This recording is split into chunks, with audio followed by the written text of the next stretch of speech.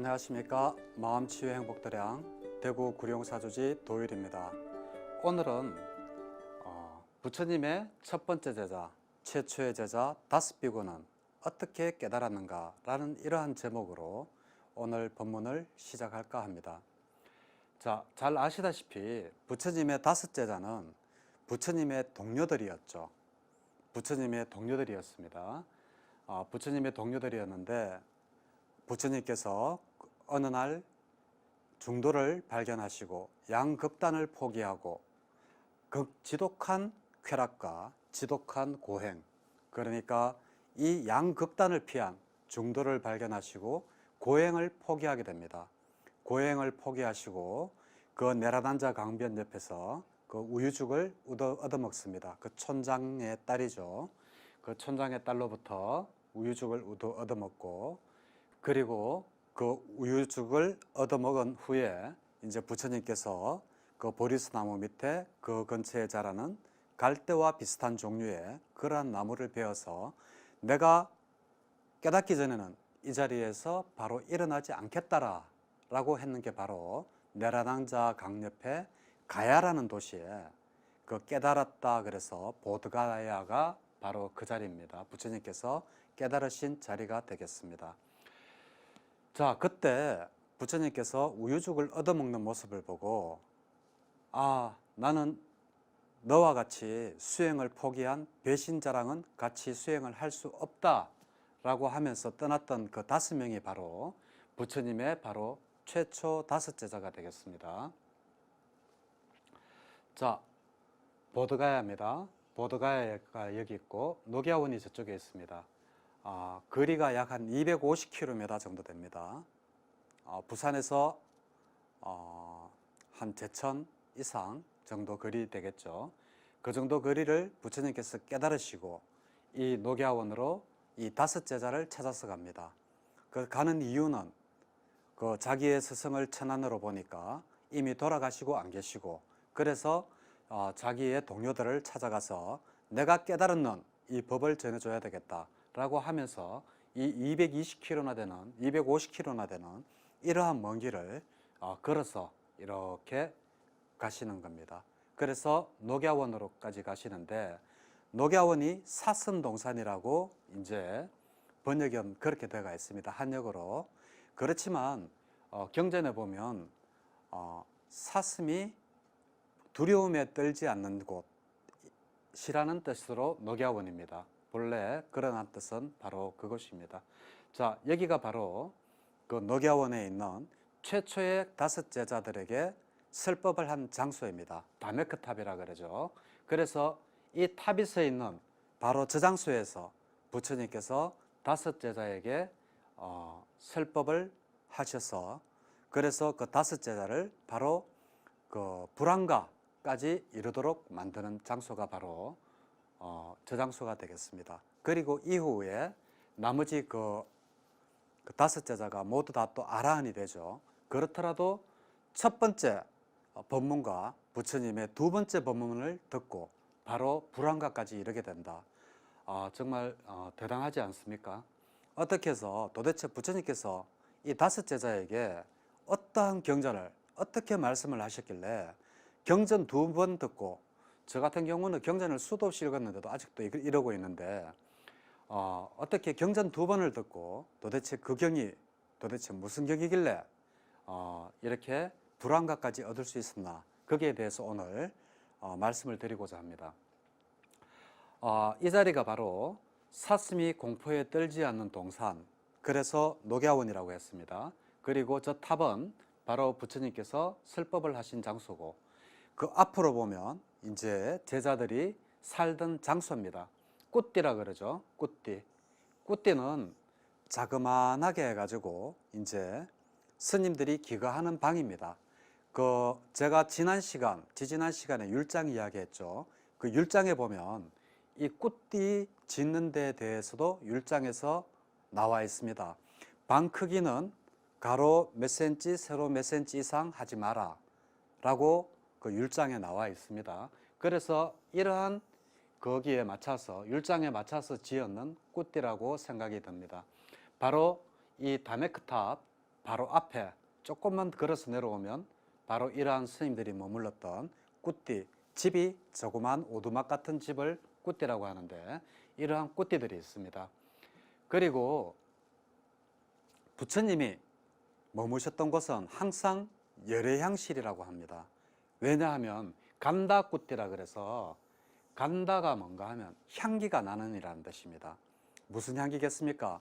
다르게 이야기하면 법의 향기, 부처님의 향기가 나는 그러한 꾸띠, 집이다라고 그래서 부처님이 머무셨던 곳은 항상 열애향실이라 그러고 일반 꾸띠라고 하지 않고 간다꾸띠라 그럽니다.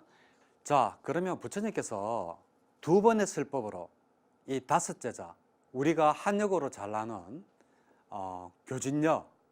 교진녀라고 하면 잘 알죠. 그런데 교진녀가 누군가 아마 꽃단녀입니다.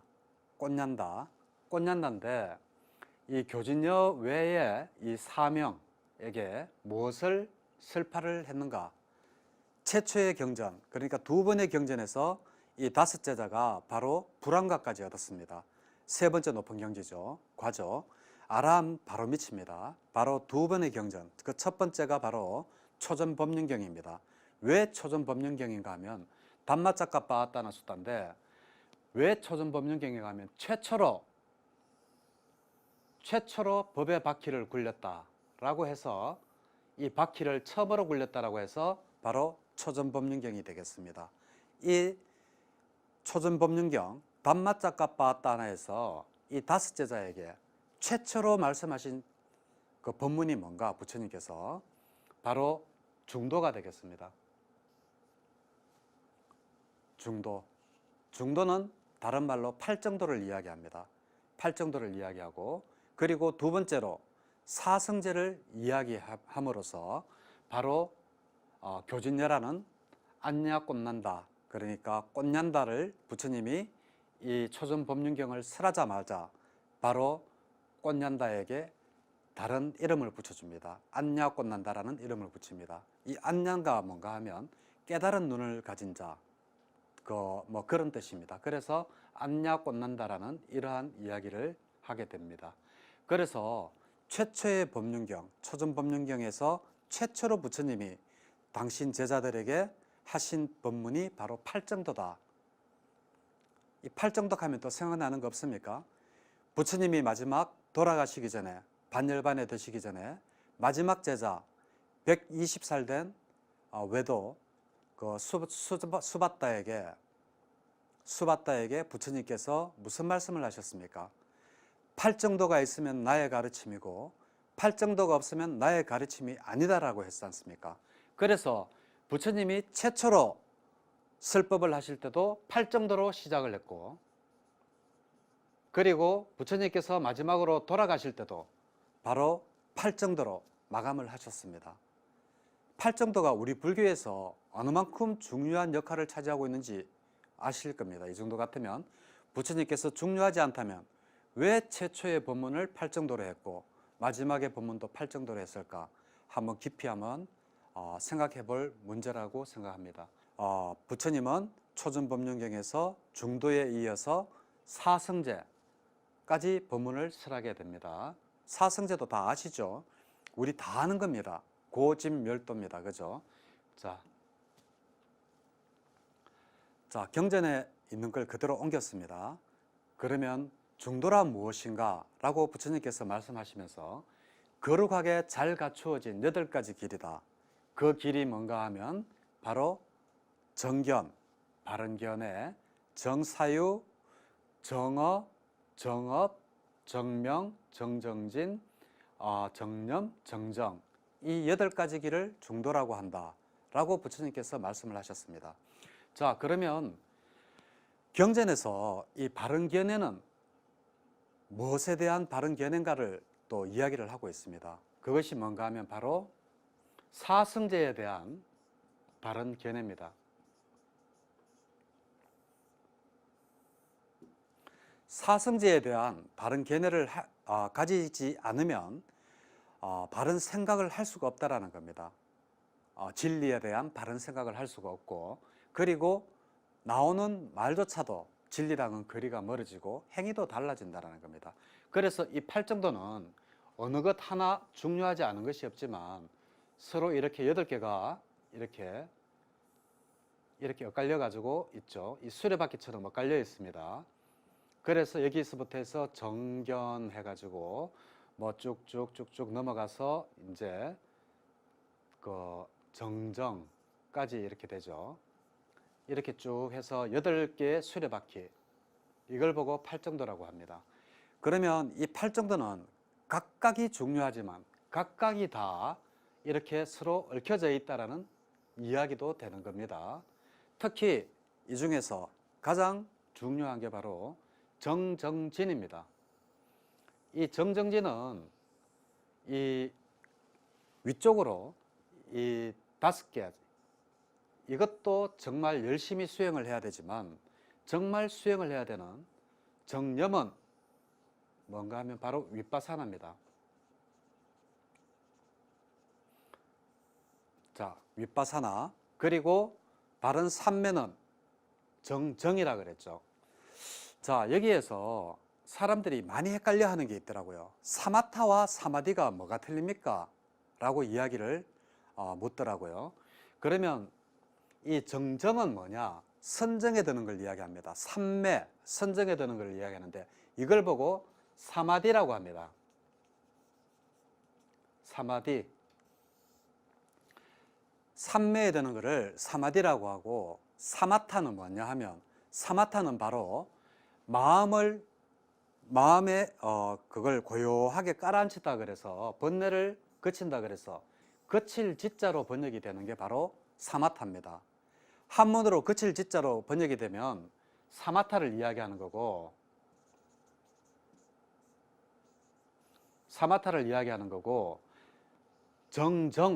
정어로 번역되는 거, 그리고 삼매로 번역되는 게 바로 사마디와 사마타의 차이라고 아시면 되겠습니다.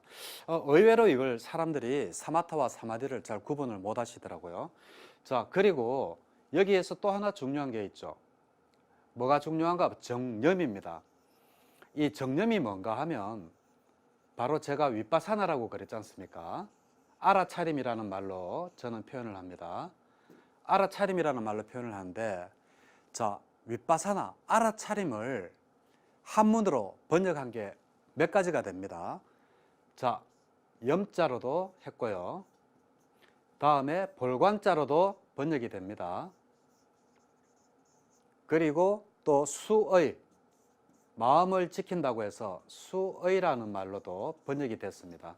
한문으로 이렇게 많이 염자, 알아차림이라는 말을 바로 수의, 관, 염, 이러한 한문이 나오면, 한문 경전을 보시다가 이러한 말이 나오면 이거 전부 알아차림 수행이구나, 윗바사나를 이야기하는구나, 이렇게 아시면 되겠습니다. 자, 그래서 사마타와 사마디 뭐가 다른지 그렇게 말씀을 드렸고, 염자, 관자, 사띠는 바로 이렇게 번역이 된다.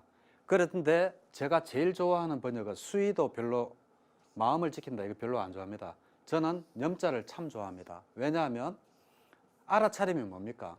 한문으로 이재검자의 마음심자 아닙니까? 지금의 마음을 들여다보는 게 바로 알아차림 아닙니까? 지금 알아차림, 내가 뭘 하는지. 그래서 이 염자가 정념으로 번역이, 사띠가 참 번역이 잘 됐다, 저는 개인적으로 그렇게 생각을 하고 있습니다. 하지만 아나빠나사띠 같은 경우에 안반수의경, 이렇게 이제 번역이 됐다시피 대념처경 할 때 염자, 저는 이 염자 번역이 굉장히 잘 됐다고 생각합니다. 자, 그래서 바른 견해는 제가 말씀드렸듯이 사성제에 대한 바른 견해를 가지는 것이라고 부처님께서 분명히 말씀을 하셨고, 이 순서도 굉장히 좀 중요한 것 같습니다. 우리가 정견이 잘못됐을 때 바로 우리가 생각을 바로 할 수 있겠습니까? 생각이 바르지 않은데 바른 말이 나오고 바른 행동이 따라 나올 수 있겠습니까? 그죠? 그래서 이러한 팔정도에 순서가 서로 얽혀져 있고 서로 보완적이라고는 하지만 제가 볼 때는 이 순서도 굉장히 중요하다고 생각을 합니다. 그래서 정견, 사마디띠가 잘못되면 바르게 생각할 수가 없고, 바른 생각을 하지 않으면 바른 견해를 가지지 않으면 바른 사유를 할 수가 없고, 바른 사유를 하지 않으면 바른 말이 나오지 않고, 그리고 바른 행위를 할 수 없고, 바른 생계를 가질 수 없다. 그리고 여기까지는 하나를 단락을 지어서 이러한 것도 열심히 해야 되고, 그리고 바른 정정지는 이 밑에 이 사마타와 알아차림 수행과 그리고 선정에 드는 이러한 사마디 수행을 열심히 해라. 그래서 이 정정지는 아래 위 두 개로도 다 이렇게 통한다. 그래서 중도란 바로 무엇인가? 부처님께서 바로 정견부터 해서 바로 바른 삼매까지 이 8가지를 바로 중도라고 한다라고 이야기하면서 최초의 법문, 이 5 제자에게 8정도를 설하시게 됩니다. 그런데 이 8정도만 듣고는 처음에 좀 멍하겠죠, 그죠? 뭐 생전 처음 들어보는 법문 아니겠습니까? 다른 어떠한 많은 스승들이 있었는데, 그러한 사람들은 이러한 8정도라든지 이러한 생각을 하지를 못했을 겁니다. 아마 그 5비구가 받았을 충격은 굉장히 컸을 겁니다. 왜냐하면 정견, 정사유, 정어, 정업부터 해서 이 8가지가 바른 진리고 이것이 바로 중도라고 이야기할 때 얼마나 그 충격이 컸겠습니까? 거기에 대한 사승제, 정견이란 무엇이냐? 바로 사승제에 대한 바른 이해다라고까지 이야기를 하십니다. 자, 그럼 사승제는 뭔가? 자, 제가 말씀드렸다시피 우리 많이 외우죠. 고집멸도입니다. 자, 사승제는 고집멸도인데, 그래서 고성제, 집성제 해가지고 사성제니까 뒤에 성제를 붙여서 고성제, 집성제, 멸성제, 도성제 이렇게 이야기를 합니다. 그러면 이 괴로움의 진리가 바로 고성제입니다. 그리고 괴로움이 일어나는 원인이 바로 집성제고요. 그리고 멸성제는 괴로움이 소멸한 성스러운 진리를 멸성제라고 합니다.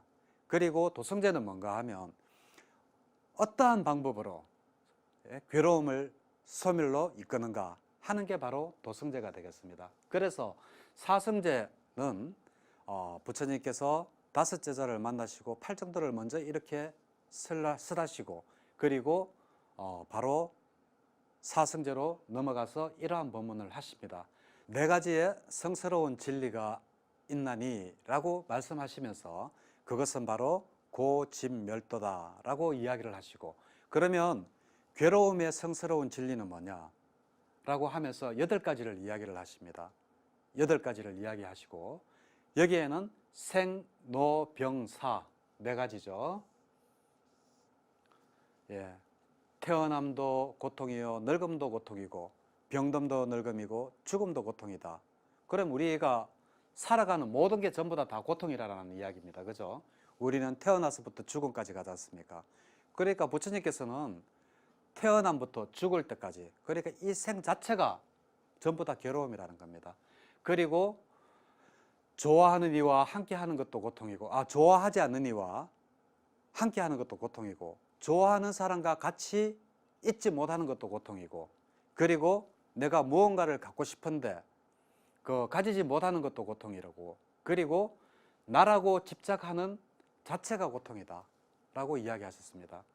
자, 나라고 집착하는 것, 이것은 오온이 아니고 오온 자체가 고통이다 라고 이렇게 되어 있지만, 나라고 집착을 하면 오온에 집착이 붙으면 뭐가 됩니까? 바로 오치온이 됩니다. 이 오치온이 바로 오온에 집착이 붙으면 바로 이것이 바로 뭐를 이끌어낸다고요? 오온에 집착이 붙으면 내가 정말 있구나 라고 하는 유신견, 내가 정말 존재하는구나, 내가 정말 있구나라고 하는 그러한 어떠한 실체가 있구나라고 생각하는 유신견을 가지게 되는 게 바로 이 오치온입니다. 그래서 부처님은 이 고성제, 괴로움의 성스러운 진리를 이야기하면서 생로병사와 그리고 이러한 8가지, 이러한 4가지를 대해서 합쳐서 8가지를 고성제라고 말씀을 하십니다. 자, 그리고 부처님께서 초전법륜경에서는 우리가 보통 괴로움이 일어나는 성스러운 진리를 우리는 세 가지 원인으로 삼죠. 거기에는 탐, 진, 치라고 있습니다. 친, 진은 화내는 거고, 치는 어리석음이라고 우리가 합니다. 어리석음이라고 우리는 이렇게 탐진치 세 가지가 괴로움이 일어나는 그 원인이라고 이야기하는데, 여기 경전에는 그 가래만 이야기합니다. 가래가 바로 괴로움에 일어나는 성스러운 진리다. 가래란 뭔가? 아까번에 제가 지난 시간인가 그 이야기하면서 음식에 어떠한 고기를 먹는 게 중요한 게 아니고 고기에 집착하는 마음이 일어날까봐 조심해라. 항상 경계하라 그랬지 않습니까? 그 가래가 바로 어태치먼트입니다.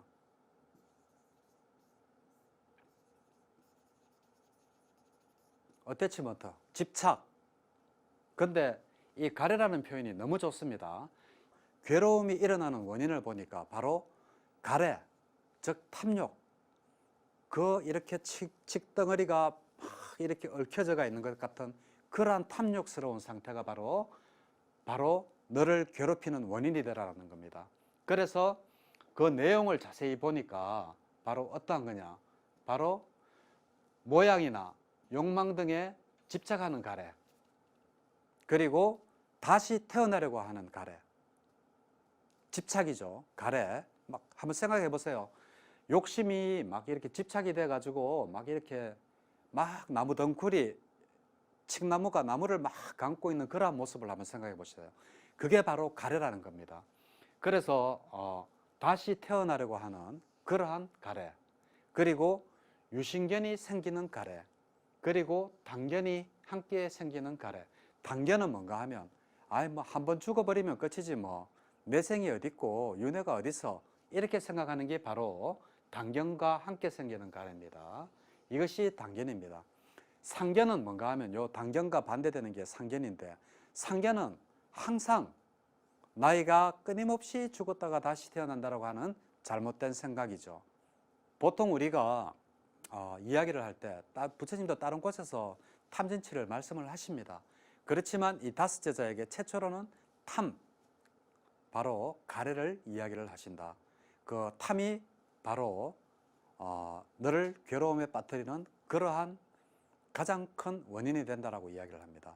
사실 우리가 탐진치라고 하지만 화내는 마음은 힘이 별로 없습니다. 가장 힘이 센 게 바로 탐내는 마음입니다. 집착하는 마음은 그것이 이루어지기 전까지는 그 힘이 약화되지 않습니다. 뭐 예를 들면 만약에 여자분들 같으면 뭐 좋은 가방을 하나 사고 싶다. 그러면 그 가방을 살 때까지 그 욕망은 사라지지가 않습니다. 남자들 같으면 좋은 차, 그걸 살 때까지 저 차 지나갈 때마다 보죠. 나는 저거 언제 사나. 그 정도로 탐내는 마음, 탐은 힘이 세고 지는 힘이 약하기 때문에 부처님께서 이 담마짜까빠따나숫다 초전법륜경에서는 가래만 말씀을 하시지 않았나 라고 생각을 해봅니다. 자, 그리고 세 번째로 괴로움이 소멸한 성스러운 진리입니다. 그게 바로 멸성제라 그랬죠. 고집멸도에서 사성제 중에 지금 세 번째인 멸성제로 가는 겁니다. 이 괴로움이 소멸한 그러한 상태는 어떠한 상태느냐? 오욕락의 가래로 이어지는 탐심이 없는 상태. 오욕락이 뭡니까? 재색식명수죠. 재색식명수입니다. 재색식명수라 그래서 재물욕, 그리고 성욕, 명예욕, 수명욕 이런 겁니다.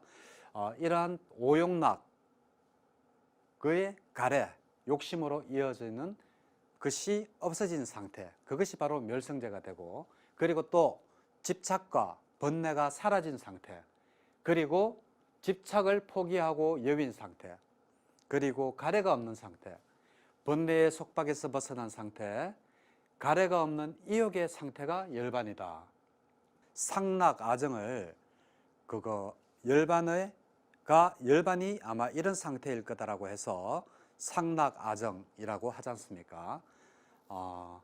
그렇듯이 부처님은 경전에 깨달음이란 무엇이다라는 확실한 정의를 해놓지를 않았습니다. 그냥 이러한 상태가 바로 열반이라고 하고, 이 열반의 고통이 소멸이 되는 진리가 바로 멸성제다. 그래서 고통이 소멸되어지는 탐심이 없고 번뇌가 사라진 상태, 이걸 바로 멸성제라고 이야기를 한다라고 그 제자들에게 이야기를 했죠. 중도는 또 다른 말로 팔정도를 이야기하죠. 그래서 사성제 고집멸도로 가면 부처님께서 앞에서 미리 이렇게 중도란 무엇인가부터 해서 팔정도를 말씀을 하셨지만, 사성제에서 또다시 한번 고집멸도에서 이 도성제가 바로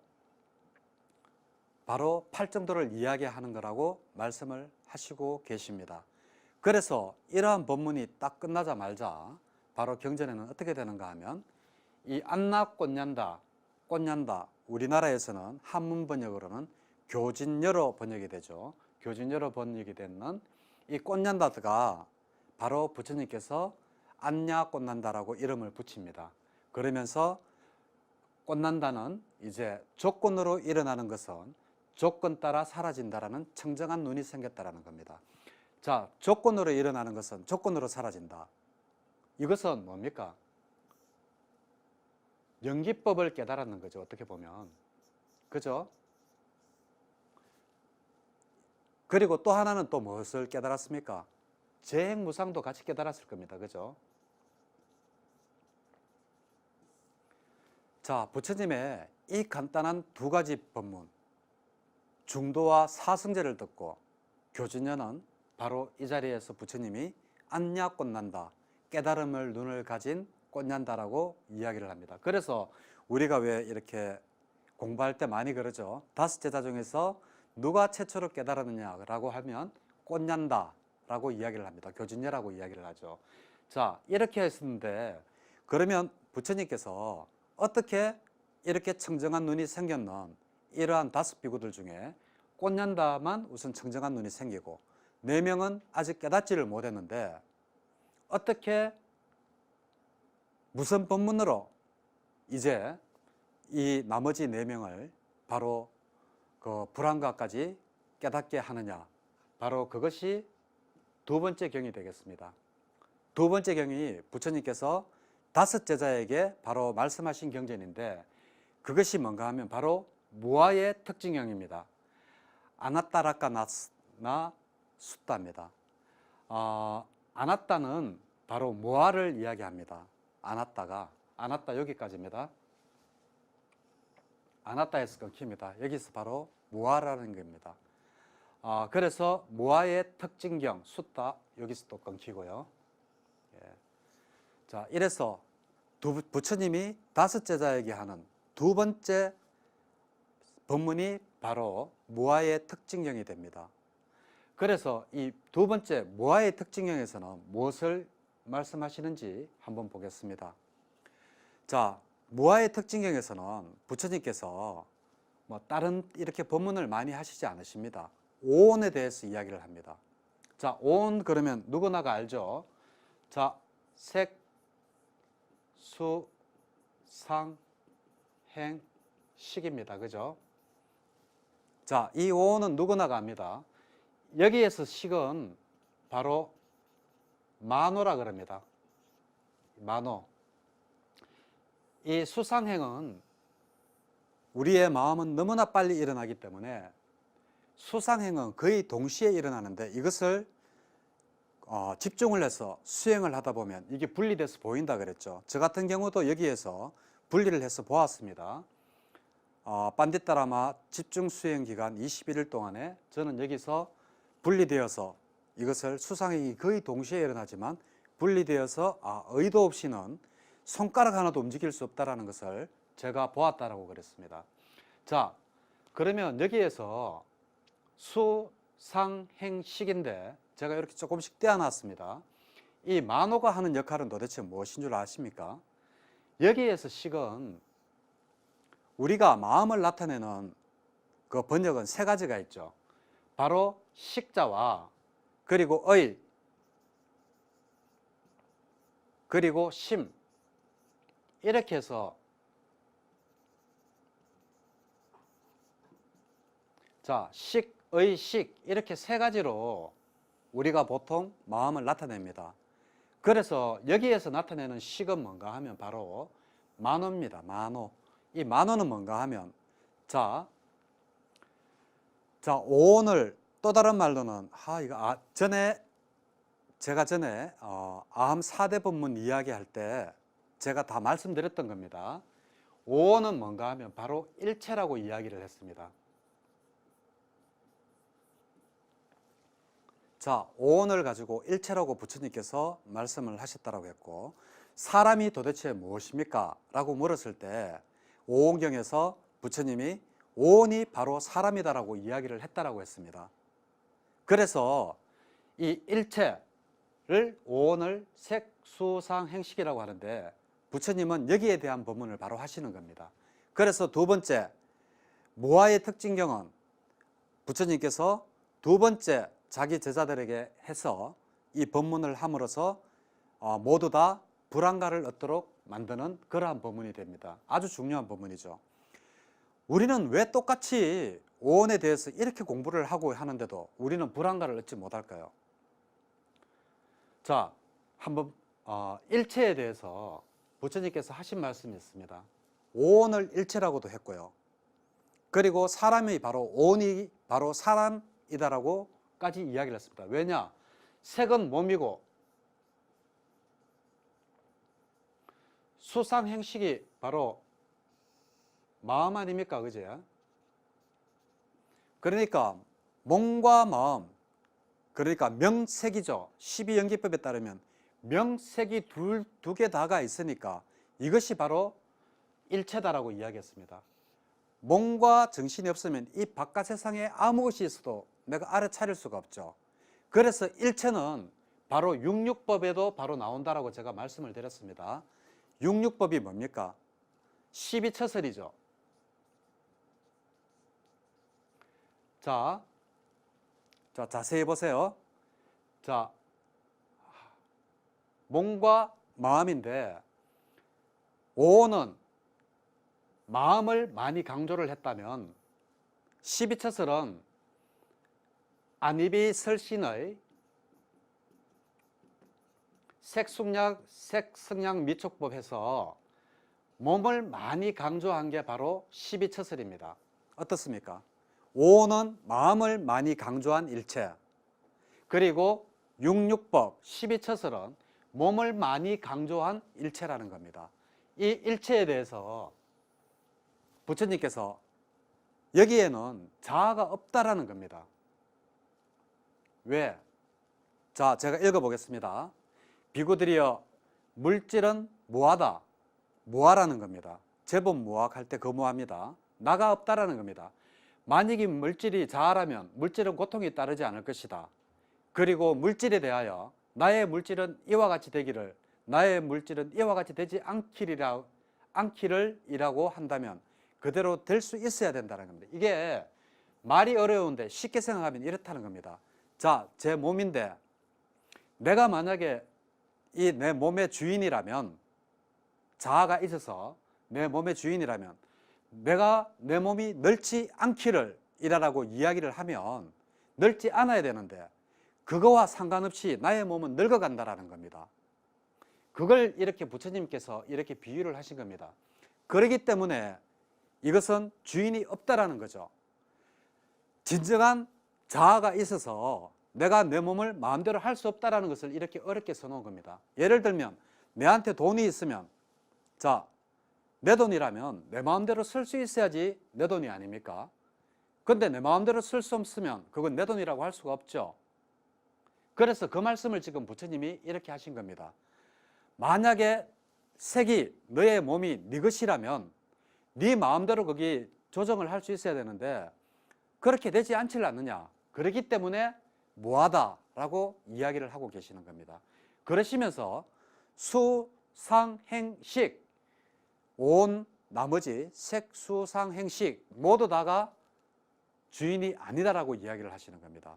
그래서 이 법문을 듣고 바로 오는 바로 무상하다라고 그 나머지 그 네 비구, 안약 꽂는다를 비롯한 5비구가 바로 깨달음을 얻게 되는 겁니다. 뭐 별거 아닌 것 같지만 정말 굉장한 법문이죠. 일체를 설명을 하셨고, 일체는 바로 오온이고, 오온은 바로 연기고, 그리고 육육법 12처설은 이때 이야기를 안 하셨다 하니까 오온만 가지고 제가 말씀을 드릴게요. 오온이 바로 일체다다. 그런데 이 오온을 바로 무상하다, 그렇지 않습니까? 항상 변하지 않습니까? 내 돈이면 내가 주인답게 내가 마음대로 쓸 수 있어야 되는데 항상 변하지 않습니까? 그래서 부처님께서 무하라고 말씀을 하셨는 거고, 자, 오온은 무상하기 때문에 항상 변하는 것은 뭡니까? 고통이죠. 그래서 무상한 것은 괴로움이 되는 겁니다. 한번 생각해 보세요. 19살, 20살 그 예쁜 얼굴들 지금 전부 다 늙어서, 전부 다는 아니겠죠. 하여튼 늙어서 이마에 주름도 가 있고, 눈가에 주름, 그리고 볼은 처지고, 허리는 굽고, 이빨은 빠지고, 머리털도 빠지고 그렇게 되지 않습니까? 그래서 모든 변하는 것은 괴로움이다라고 부처님께서 정의를 하십니다. 그래서 만들어진 모든 것은 언젠가는 부서지기 마련이고, 태어난 모든 존재는 언젠가는 죽기 마련이다라고 부처님께서 이야기하십니다. 그래서 오온이 바로 무상하기 때문에 일체가 계고하고, 일체가 계고한 것은, 이 괴로움은 바로 뭔가 하면 무상하고 괴로움이고 변하기 마련인 것은 바로 내 것이다, 나다라고 할 수 있겠느냐? 바로 이것이 바로 나의 자아라고 이야기를 할 수 있겠느냐? 라고 하는 것은 타당하지 않다라고 부처님이 이야기합니다. 이 말이 뭔가 하면, 자, 항상 변하는 것은 괴로움이고 그 괴로움을 받을 자가 누구냐라는 겁니다. 네가 거기에 괴로움의 주인이냐라고 도로 대묻죠? 아니죠. 내가 주인 같으면 늙지 않아야 되죠. 나의 느낌도 내가 슬플 때 내 마음대로 난 행복해야지 하면 바로 슬퍼하던 마음도 확 이렇게 기뻐져야 되고 이렇죠, 그죠? 근데 그게 아니기 때문에 우리는 바로 무아라는 겁니다. 그래서 부처님께서 이 무아의 특징경을 두 번째로 이 5비구들에게 이야기를 하면서 바로 이 5비구가 바로 뭐가 된다고요? 모두 깨달음을 얻었다는 겁니다.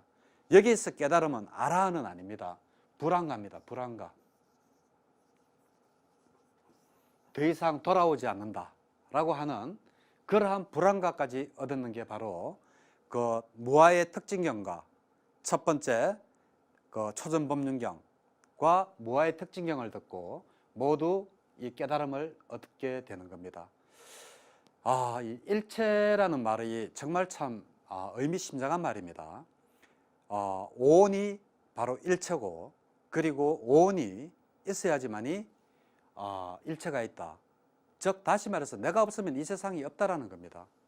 그래서 12처설에서 일체의 또 다른 말을 안입이 설신의 색승량 미촉법이라고 하지 않습니까? 그래서 한쪽은 오온은 마음을 많이 강조한 일체라면, 색승량 미촉법, 안입이 설신의 육육법 12처설은 몸을 많이 강조한 일체라고 할 수 있습니다. 일체에 대해서는 원효 스님께서도 유명한 말씀을 하신 게 있죠. 일체유심조라는 말을 하시죠. 그죠? 일체는 내 마음에 따라 달렸다는, 나의 마음의 조작이라는 겁니다. 자, 그러면 그게 과연 원효 스님 말만 있을까요? 저도 경전을 읽다가 깜짝 놀랐습니다. 일체유심조 비슷한 말이 있습니다. 그것이 바로 뭔가 하면 우리의 마음의 작용에 의해서 외부의 그것이 달라진다라는 그러한 내용의 경전 내용이 있습니다.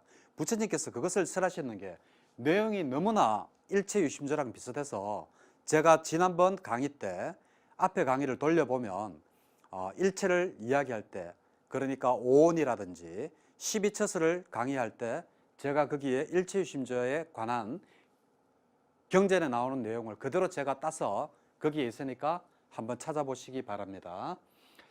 자, 이렇게 해서 부처님의 5비구는 도대체 무엇을 얻었는가?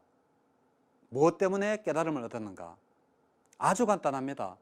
부처님은 초전법륜경에서 중도와 사성제를 설법하셨고, 그리고 두 번째 경전에서 무아의 특징경에서 오온에 대해서 말씀을 하셨습니다.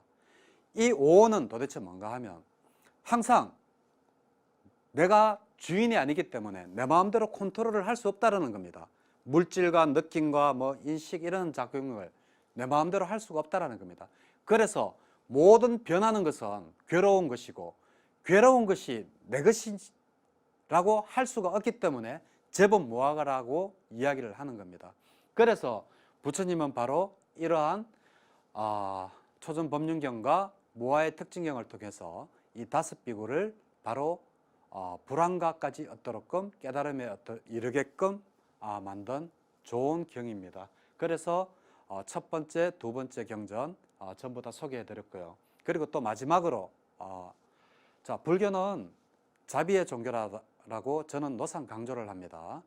이 자비라는 게 뭔가 하면 옆에 사람들 좀 같이 좀 잘 살피고 자비스러운 마음을 내고, 남이 슬퍼할 때 나도 같이 좀 슬퍼할 수 있는 그러한 사람이 되자는 겁니다. 그리고 남이 기뻐할 때 같이 기뻐해주고 할 수 있는 그러한 사람이 되고, 항상 주위를 조금 좀 살펴봅시다. 그래서 우리가 타 종교, 기독교보다 교리도 훌륭하고 전부 다 좋으면서 왜 이렇게 불교가 제2종교로 떨어지고 기독교가 제일 종교로 올라가느냐? 거기에는 우리가 바로 자비를 알고 있지만 자비를 실천하는 힘이 기독교의 사랑이라는 이름, 그거보다 우리가 못하지 않았나 라고 반성을 하면서 모든 불자님들은 항상 주위에 모든 분들에게 따뜻한 마음, 자비희사, 사무량심을 베푸는 마음으로 모든 불자님과 사람들을 대해주면 우리 불교도 앞으로 다시 제1종교가 되지 않을까라고 생각을 해봅니다. 자, 오늘 본문은 여기서 마치도록 하겠습니다. 예, 감사합니다.